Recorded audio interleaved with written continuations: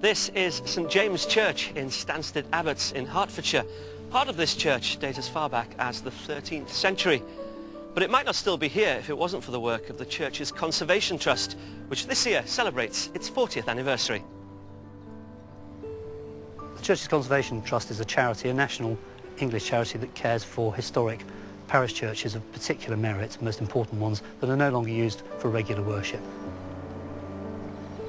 I think the Trust has achieved great things. First of all, it's saved some fantastic buildings that would otherwise have been lost.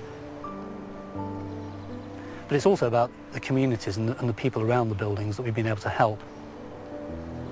These are often the last public buildings left in a rural area, and the Trust has been able to step in and support volunteers and friends groups and people around the churches to keep them going.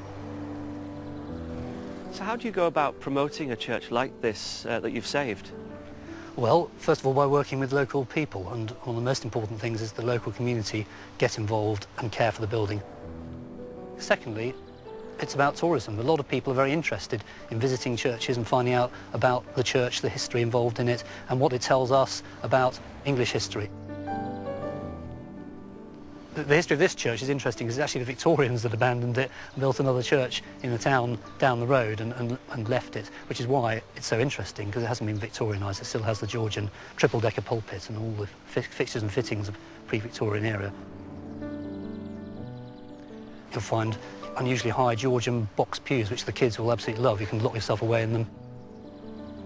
There's a family pew where the lords of the manor used to sit, which has little spy holes in it for them to keep an eye on their servants. They also have a fireplace in their pew. There's all sorts of amazing history like that. There are hatchments on the wall, the old crest of the Booth family that made Booth's gin. There's a William III royal arms over the altar. There are also places of quiet and reflection, and I think that's what attracts a lot of people to our churches. Even though they're not used for regular worship anymore, they're a place where people can come, they can say a prayer, they can spend some quiet time.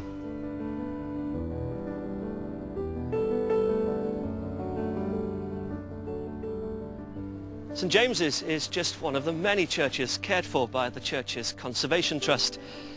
When St Mary's in Shrewsbury became redundant back in 1987, the Trust took on the task of caring for and preserving the building, which they now refer to as the jewel in their crown. And it's there we go for our next hymn, Jesus Good Above All Other. It's performed by the Shrewsbury Cantata Choir.